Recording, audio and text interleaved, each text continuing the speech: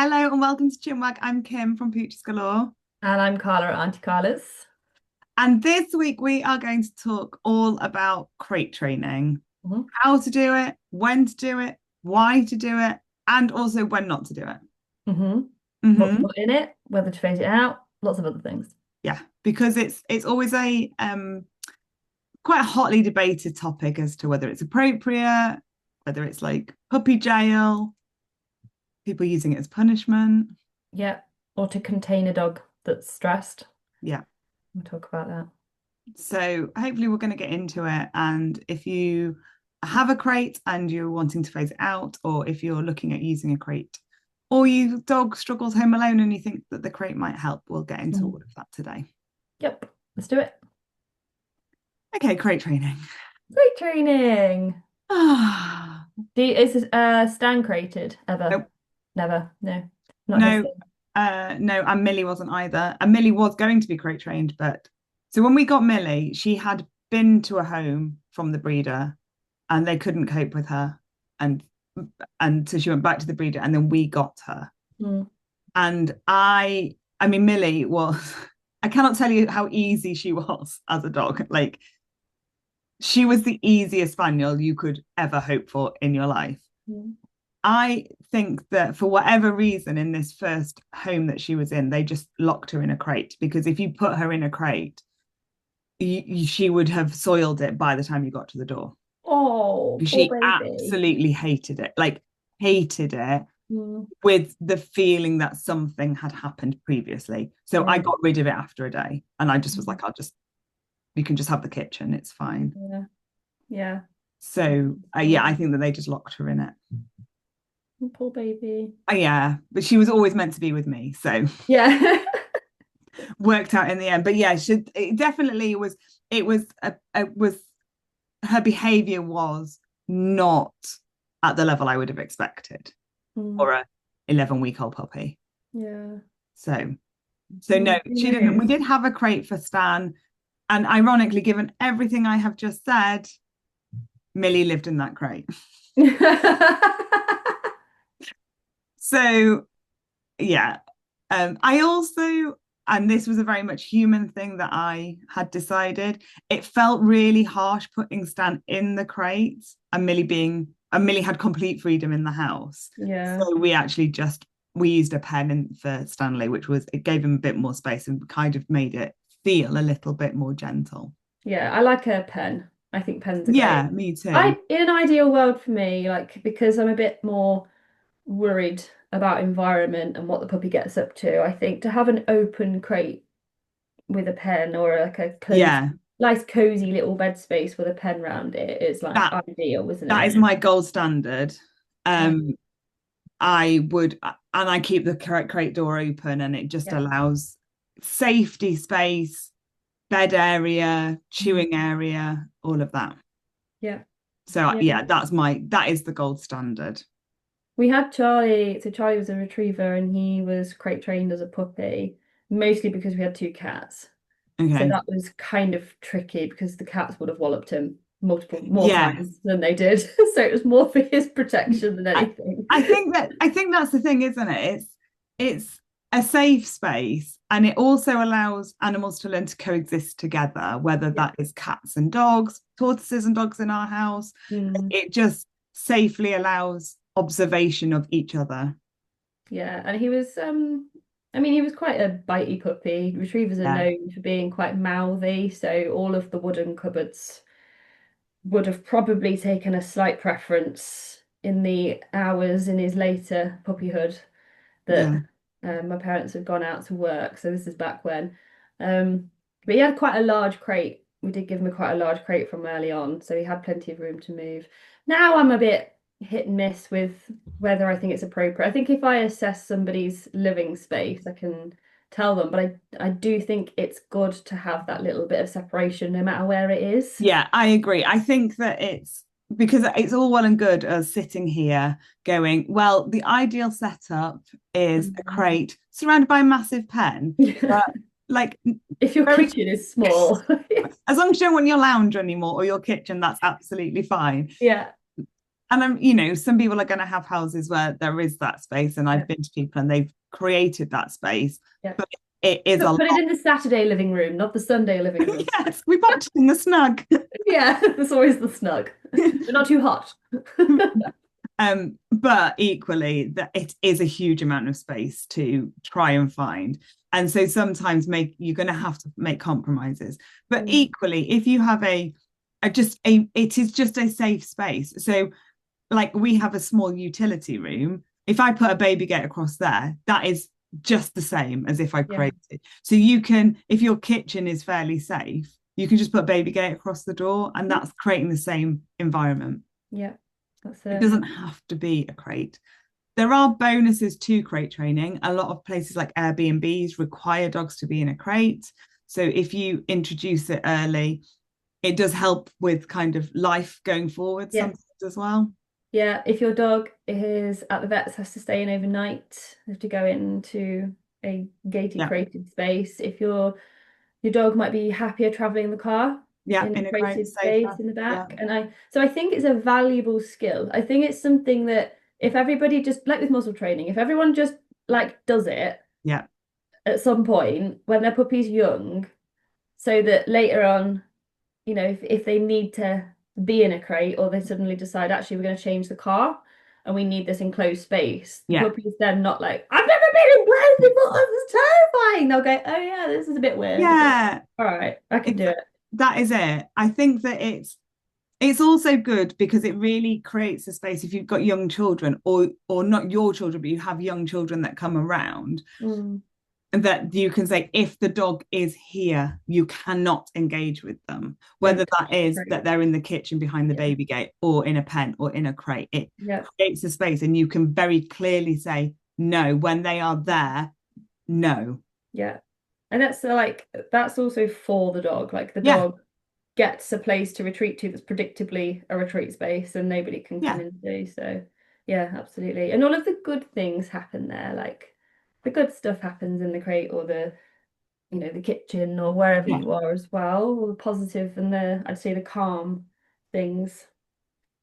Yeah. It helps a little bit with toilet training as well, because it's a bit more contained. So that can be a bonus. I wouldn't recommend putting a puppy pad in the crate or pen, purely because it's just a toy. Yeah. And they just get ripped to shreds. Yeah. Yeah. You're if you can, you're better off just trying to take them out as often as you can. I mean, really, I think if someone's getting a puppy, they should be at home for the early stages where possible, or they should have somebody that can do that for them. I think so. I never advocate for puppy pads, because I think that they teach the dog the opposite of what you're trying to teach them. Yeah. Which is not great. No. Pee inside. Here, pee inside. There's another pee inside, but also pee outside. Yeah. Pee inside and outside. But preferably outside. But I'm not gonna, I'll still reward you for pee inside. So yeah, and intrinsically you're being rewarded, because there's nothing worse than needing a wee and being desperate. And as soon as you go for that wee, it feels better. So it gets rewarded regardless. So no puppy pads. No puppy pads. No puppy pads. No. And if you have a crate, you can be quite flexible where you put it, but if you've got a puppy pen without a bottom on it, you really probably don't want it in your lounge where there's a carpet. I wondered where you were going with that. But a puppy pen without a bottom, I was like, what? Yeah, crates, they tend to have that tray, don't they, that contain liquids. Yeah. Pick carefully, especially over winter when you've got your rugs down and you want to be all snug. Like, you want your puppy to not be slipping and sliding all over a hard floor. So if you can put matting down, that's great. But you don't want to be doing it on a rug or a carpet that you like, because the dog's not going to be able to distinguish toilets. No. Your mats. No. Okay, so my pet peeve is people not doing the crate training element of crate training. Yeah. Just chuck them in, see what happens. Put them in, shut the door, let's hope for the best. Oh, they get used to it. And generally the first night that the puppy's home. Yeah. It's where the puppy sleeps. Yeah. It takes time. Mm. It takes time to get the puppy really or not just necessarily puppy, a dog really happy and comfortable with being in a crate. Yeah. And do you know what's even more amazing is if you visit the puppy multiple times at the breeders and the breeders already started crate training That for would be you. amazing. Wow. Top level, that is. That would help. And if you can have a photo of that and then try and replicate what it looks like so that it's as similar as possible, that's gold star. Yeah. Yeah. Even if the breeder has done crate training, with everything else that goes on in that first day of bringing your puppy home, it's not necessarily going to mean that you can just put your puppy in a crate and shut the door and just assume that they will be fine. Yeah. They will need to be shown that it's safe, that it's somewhere that they can chill out, it's somewhere they can relax, all of that. Yeah. And that time scale does not have a deadline. Like every puppy is very different. And for some of them, they'll never be comfortable with it. For some puppies, they'll just not like, no. And that's okay. It is absolutely okay for them to say, I hate this. Yeah. I don't want to be in this. That was Millie. Like she told me very clearly, I hate this. And I said, that's fine. We don't have to do it. Yeah. We have so many other options available to us. Yeah. Yeah. And I will quite often go to new puppy one-to-ones and say to them, and they will say, we're really struggling with the crate. And my first question is, do you need it? Because a lot of people go, no, I just thought it's what I had to do. And I'm like, no, you don't have to. Yeah, it's so hard, isn't it? Because if you go online or you read a lot of the books, puppy books, it's like, this is what you have to do. They don't necessarily tell you how to troubleshoot when it doesn't work. No. Because they will lay out this is how you do it. And there's no kind of, and if that doesn't work, element to it. It's just, this is the only way. Yeah, because they don't really want to admit that it could not work for these non-robotic animals have thoughts and feelings of their own and prior learning. Going back to Millie, who obviously did have some prior learning. Yeah. So in the first like 24, 48 hours for crate training, what would you recommend? Not shutting the door. Yeah. Staying down with your dog. I'm a big advocate of sleeping with your dog the first few nights. Yeah. As a minimum. And as she speaks as someone who has a dog sleeping in the bedroom as standard. Yeah. And just making it really fun, feeding the dogs in there, having enrichment toys in there, making it cozy, making it snug, making it safe, rewarding the dog for going in of their own accord, and dropping treats in, just building it up, and then slowly introducing the idea of the door being shut. Yeah. But it is a slow burn. Yeah, it is. And I think if you go into it with the mindset of this is going to take quite a while, then if it's quicker, that's great. Yeah, and I think if you're using it for puppies chewing things or because they're needing to not pee in certain places, do extend the area and address the teething. It's not just put a barrier up to not just say no. Yeah. Just say no really firmly, and and then I'll stop everything forever. Yeah. I remember years ago I went to the house, fabulous couple, amazing dog. He was a Labrador. He liked a lot of things in his mouth. Yeah. He was a chewer, and literally they had penned themselves away because he was quite bitey as well. So the dog had quite a lot of the house, and we sat in the penned area. Brilliant. I had a client who had a 15-week-old Labrador who locked herself in her shed outside because she was getting mad by it. She was like, I think he's being aggressive. I was like, he's not being aggressive. He's just bitey, but I understand it hurts. And if you've not had one before, it's a bit scary. But she'd fully locked herself in her tiny little corner shed. Yeah. I went to a house once. Oh, good. I mean, we could go for this forever, couldn't we? I went to a house once and they all wore indoor Wellingtons. I like that. I know a few people have done that. And they had like them all lined up and they were so clean. They were like brand new, Yeah. just born in the house because they had a border terrier who just attacked feet that Yeah. moved. So they just wore wellies. Yeah. They're It's like, we just have a spare pair. Do you want to wear? yeah. No, I'm right It's there. the easiest way to just not reinforce anything, isn't Yeah, it? absolutely. Let them get on with it and realize that you're not actually Yeah. interested in that. Just and yeah, but it is funny. It's like, yeah, that works. That works. I love So, it. um, Okay. I think placement of the crate is really Yeah. important. So if we're going down the crate route, I think where the crate is really important. Now, sometimes the layout of the house just dictates that there is literally one space to put the crate and it has to go there Mm. regardless. If that is in a high traffic area, so often if it's in the kitchen or the hallway, I try and get people to cover it over with like a heavy blanket or something to just deaden the sound and make it a bit dark and cozy, which is a good tip wherever the crate is, but more so if people are going to be walking by it all the time. Because really you want it to be somewhere a little bit out of the way, Yeah. quiet, peaceful. The dog's not going to get disturbed all of the time for being in it. Yeah, because it's not just nighttime. Like if your puppy's going to go down for naps through the day, yeah, look a baby, and you're walking around your house treading on eggshells because you don't want to wake them up. Yeah. It's better to have them in an area where you're not going to move through, which does make it a little bit trickier. But Yes. I mean, lounges are a really good place because although they are often with people in there, you can equally avoid the lounge as well if yeah, possible.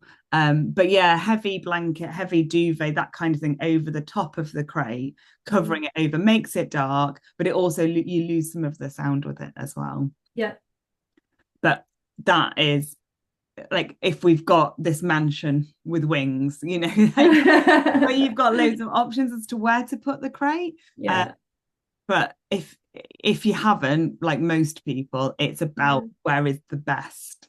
Yeah. For some people, it has to be the bedroom. Like if Yeah, the puppy is quite settled with being in the same room as them and they want to secure the puppy, having them in a crate in a bedroom. Some puppies love that. Some yeah, dogs love to be in the crate where their humans are. Or it yeah, might be, you've done the beginnings of puppy training and they're okay, but actually they're okay being out in that bedroom space and they're happy in there. yeah, So again, it depends on your puppy, but bedrooms can be quite good if they're spacious and you've got, they're just tucked away. Having a spare room is always good yeah, for that that's not carpeted. yeah. It's always the carpets. It's the blowing carpets, man. I've got one carpet in my house because I've just, yeah, too hard to clean. And yeah, so I think just thinking about rather than where's super convenient, it's like also where's going to be best. And if you've got options, thinking Mm, about the quietest spots that you can create is going to be the most successful for the puppy. yep, yep. Yep, yep. Yep. How, What kinds of crates as well? Like, yeah. so we do see people with cloth crates, and they can be okay for some things, but I think that puppies chew. So, Yeah, I think that they are good, the cloth ones, if your ultimate goal is potentially that you're really going to only use it in the car. yeah, Um, I think with the zips, so many dogs I know can get out of them. yeah, Just they will find the gap and exploit it, and then you have this head pop out of the crate. yeah, Um, I don't think I would ever advocate for a cloth crate. They yeah, can be useful as because they fold down and you can put them away, but just I think more dogs can get out of them than anything. yeah. Metal crate, metal, Metal crate, that is big. yeah, It's big, kind of as big as you can bit. fit. All this kind of as long as they can stand up, turn around and lay down, like that's pretty small for me. Yeah. I like to go larger. And what would you put in there? A bed, not necessarily a nice one. I love a smart price duvet as my puppy's first bed.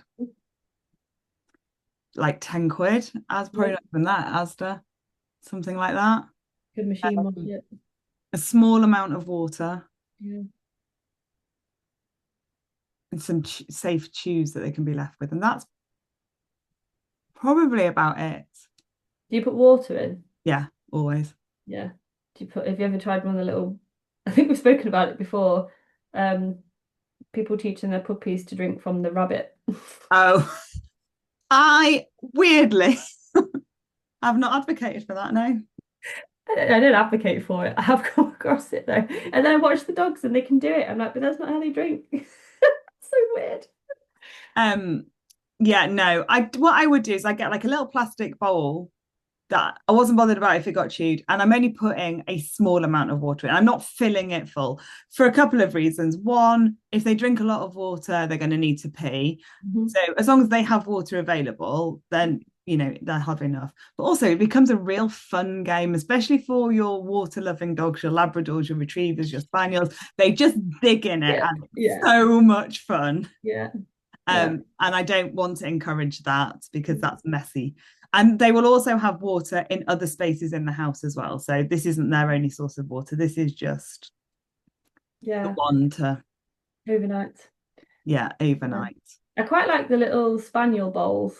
Yeah, the little ones that they can't get their ears in. Yeah, because of the ears, but also because of the shape of them. Sorry, yeah. Stand on them and tip them. Yeah. They're quite nice.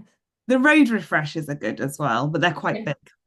Yeah. So they've got like a floating platform in that allows some water to come through as the dog drinks, but if they tip, they don't spill. They are pretty good, and they're useful longer term as well. Yeah. But yeah, just there was a puppy book that came out years ago that said no water overnight, and I don't agree with that. I don't think many dogs drink overnight, but I think they should have the option if they need to. Yeah, if they got poorly belly or something, and or if it's just hot, if it's just warm. So that's. Speaking from experience as well, I'm one of these weird people who can't go to bed without water by my bedside table. Like I panic. Like it's not like full-blown panic attack, but I will get, if I forget and it's 1 a.m. and I wake up, I need to go downstairs and get a cup of, even if I'm not thirsty now, I have to have it with me by my bed. It's a really weird thing. So I can totally empathize with dogs not having. That's fair. That's fine. Just making a mental note the next time you come and stay here. I always bring a water bottle. It goes everywhere with me. There is always water available. And I don't, but sometimes I do wake up and I'm thirsty, and you get that. It's a basic welfare need that dogs should have access to clean water when they need it. And they obviously can't ask for it. So we have to be aware of that. But we don't want to be putting gallons in. They don't need that. They just need enough to wet their whistle if they need to. I love that saying. One of the questions I always get asked as well is, when can we get rid of the crate? Yeah. Which I always think is quite interesting, because a lot of people have put a lot of time into implementing the crate. And as soon as their dog is crate trained, they're like, when do we get rid of it? Yeah, I guess it depends what you got it for. I think some people do it for safely containing a puppy. Yes. I guess if the puppy is no longer chewing things, as an adolescent that is actually, I was going to say chilled out more, but that's not really what you are funny. Like, lol, rid of that crate. Lol. So if your puppy actually, you're like, oh, it's actually quite a chill puppy, it's not chewing things, it's quite happy just sleeping elsewhere, then you don't need to have it if you really don't want it. I think that's the thing, isn't it? Is that there isn't a date. We don't say, oh, well, when they hit 8 months, that's the day you get rid of the crate. For some puppies, you're going to put time and effort into crate training them and then realize that actually they don't need it at all. They probably didn't need it from day one, but and for other dogs, they are going to have it long term. Yeah. I looked after a dog called Dylan. I love Dylan. He was a black lab, the biggest head you've ever seen on a Labrador in your entire life. He was just such a gorgeous dog, really empathetic as a dog, and he loved a crate. And I used to do home boarding, and he used to stay with us quite a lot. And if I had a crate out for any dog, any size, he was in it. Aww. And and he would get in with other dogs. He didn't care. He was like, you're in there, I'll get in too. I fits too. I can get in. And yeah, the number of times I thought he was going to get stuck in a crate because he was not the right size for the crate I had out for another dog that was staying. And in his house, he had his own like boot roomy type place that they had a crate in, and he was always in his crate. And they got rid of it, and it made me so sad because this dog loved his crate. Oh, And so baby. for some dogs, if you do the crate training right and you've got the space, that you don't need to phase it out. If they love their crate and they willingly will take themselves off, they will sleep in it voluntarily throughout the day, not just on a night, all of those things. You don't need to phase it out. Yeah. I And appreciate actually, that they're ugly and cumbersome and take up a lot of space, but I would say for some dogs, it's like a bit immoral to take it away because if they, well, yeah, because if you've built that, if you've got a relatively nervous dog or a dog that like has to shut themselves away to feel yeah, like they can cope, like there's a gorgeous Cocker Spaniel that I've worked with, and he's quite sound sensitive. There's a kid at home. And he will quite often through the day go and take himself to the back of his crate and he'll just have some time. He's okay, but yeah, that's where he goes. So if you take that away from him, you're taking away his little safe space. And then what? yeah. Like, I agree. yeah. I So think that I find that a lot with cockers though. Do you find that they like to keep their yeah, little zone? yeah. I think it's knowing your dog, and if you've got the ability to keep the crate if they love it, you don't have to phase it out. Equally, they do take up a lot of space. I Mm. personally wouldn't want one in my home longer term. Yeah. Not it's I don't have a spot for it. Um You don't have a need for it. and I don't have a need for it. Yeah. So yeah, I think it's just knowing your dog. Once they are past the point of whatever you were using the crate for, whether that was nipping and biting, toilet training, chewing, I think they're the main things. Mm. Or just having a safe space away from children so they can rest. Once they've got past that, then you can just start to phase it out, leave the door open more often, see if they choose to go in it or not. A lot of dogs will probably choose the sofa or a more comfortable bed. And then, Yeah. See, my brother's two rescues, talk about them all the time. They have they've not been crate trained, but they from 6 months, both of them were going to daycare, being right. picked up in the vans. So Yeah. they loved it because they were going into the van and they knew that that meant going to daycare and it was Yeah. like the most fun thing ever. So I can open my van. I've added a crate into my van so I can take them to like nice walks locally. And as soon as I open it, they're like inside the crate. But if I put that in the house, they wouldn't go in it. No, no. That's the association they've made Yeah, from being that's it. vehicles. They do come in handy. What they Mhm. do not come in handy for, though, Mhm. is separation anxiety training. No, they are exactly the opposite for that. I have only used a crate in one case Mm. of separation anxiety, and that's purely because there was a cat in the household as well. And Yeah. that potentially would have ended not very nicely if we had persisted with her being outside of the crate. But it was a slower process. The problem is that generally when dogs are feeling anxious, they need more space. They need Mm. to pace, maybe. They need to maybe be able to see out of the window, so to see if you're coming back.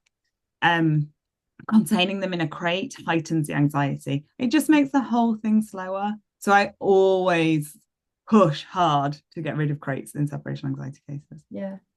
Yeah, because they're like it's so funny that sometimes people take away the crate and they let their dogs out and then they find a nicer place to curl up and Yeah.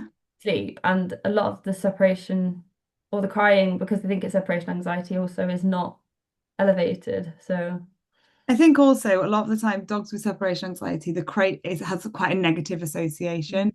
When they're in the crate, they are generally separated, even if yeah. the person's just in the house somewhere else, they're generally separated. And so therefore it becomes quite a negative space for them to be in. And some dog trainers on the other side suggest just putting them in the crate and letting them cry until they're too exhausted to not Mm. cry. And that's really negative as well. Mm. So for lots of reasons, Yeah. I try not to use them. Yeah, and there's a difference between a puppy self-settling and whimpering a little bit before they go to sleep and a dog that is crying and crying and crying and leaving them to cry it out. Like, I'm sorry, but with children and with dogs, I don't No, believe that it's mentally and emotionally no, not at all. beneficial for them. I think sometimes clients who have dogs with separation anxiety, because when the dog has been left, they've been destructive. They Mm, feel like they need the crate to manage that destruction. But when we work through separation anxiety, the dog should never, ever, ever, ever be at the point where they feel that stress that they have to yeah. destroy stuff. So we're dealing with the destruction. We don't need the crate, because if they are, we have pushed them way over threshold, and we are not being fair to them in any way, shape, or form. Mm, So by leaving them out, working through the training at a really good pace for that dog, mm, keeping them under their threshold at all times, we're not going to see the destruction. So yeah, because it's a symptom of stress. So you're yeah, working on the stress and the conflict. exactly. You They're don't feel. destroying stuff because they're either trying to get to you. So you'll see signs of destruction at door frames, window frames, where Mm, they have where they have seen you go, essentially, or they're doing it as a stress relieving mm. behavior, ripping, like your terrier shredding stuff. So they'll get the Yeah, pillows and things. chewing Um, bottoms of the stairs, like the yeah, carpet and stuff. yeah. And they're doing it just to relieve. But when we do separation anxiety training, we don't have the stress. So Mm, yeah, deal with the problem.